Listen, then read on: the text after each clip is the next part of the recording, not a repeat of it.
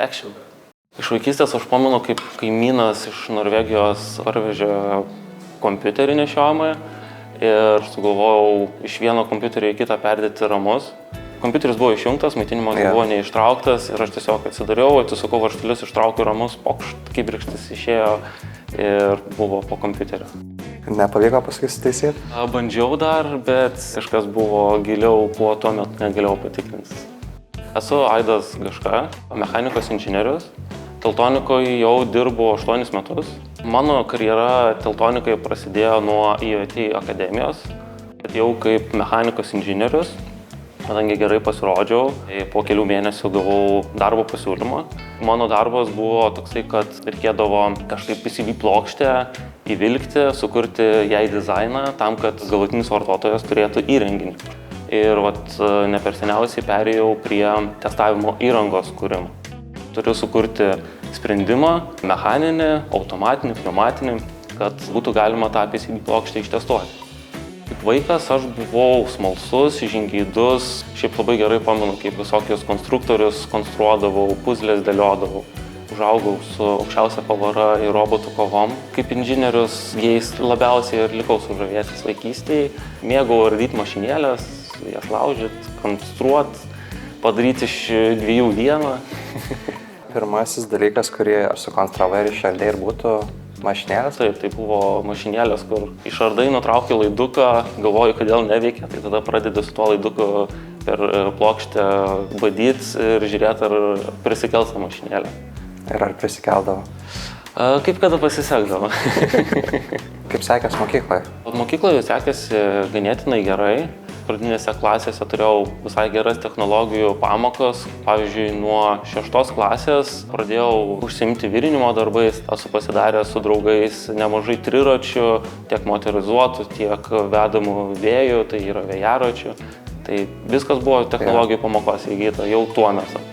Jeigu žmogus nori tapti inžinieriu, aš siūlyčiau kreipti dėmesį į tiksliuosius mokslus, fiziką, matematiką, informatiką, programavimas tas pats. Su šitais dalykais žmogus gebės ir universitete toliau tęsti studijas, mokytis.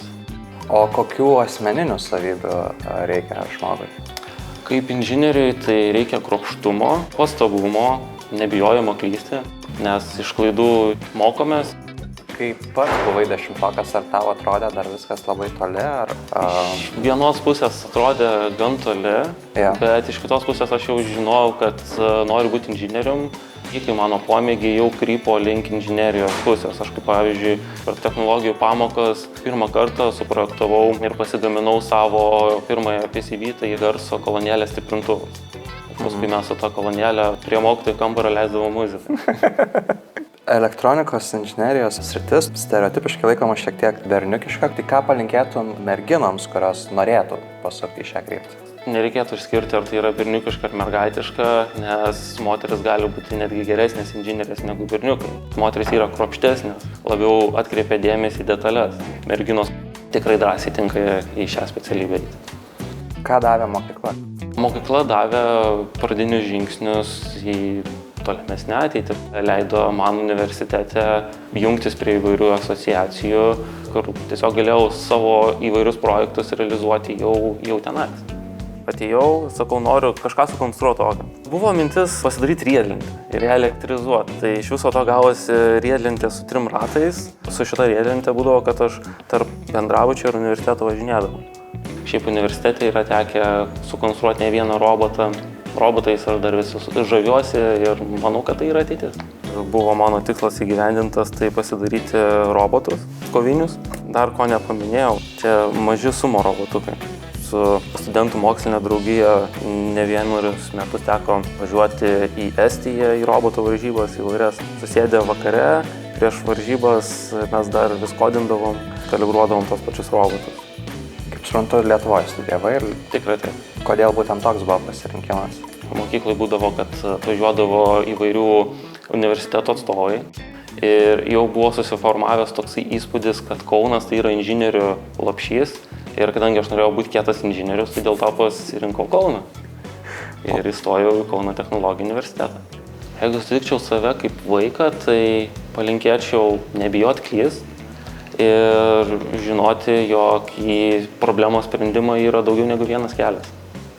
Kaip atrodo tavo eilinė diena ir kaip atrodo jau išskirtinė diena? Mūsų dienos visos yra išskirtinės, nes darbė nėra monotonijos. Tikrai būna ir tų momentų, kai reikia čia ir dabar sugalvoti sprendimą, kad nestotų gamyba ir kad tie gaminiai greičiau išjudėtų iš mūsų gamyklos ir pasiektų galutinius klientus. Kai tavo draugai ar šeima ar artimieji paklausia, ką tu darai darbe, kaip jie tai suvokia ir kaip tai skiriasi nuo realybės, ką tu... Žmonos paklausė, sako, aš įsivaizduoju tai, kad tu sėdi prie kompiuterio ir tiesiog rašai klaviatūrą. Nes taip mano darbas susijęs su kompiuteriu, naudoju klaviatūrą, bet ir kartu pelę, nes tai yra 3D dimensijos projektavimas, tai reikia ir pelė šitam darbui. Jeigu turėtum neribotą biudžetą, ką kurtum ir kodėl? Tai reikėtų stengtis visuomeniai padaryti kažką gero, kad visi turėtume nepriklausomą energiją ir nepriklausomą interneto ryšį.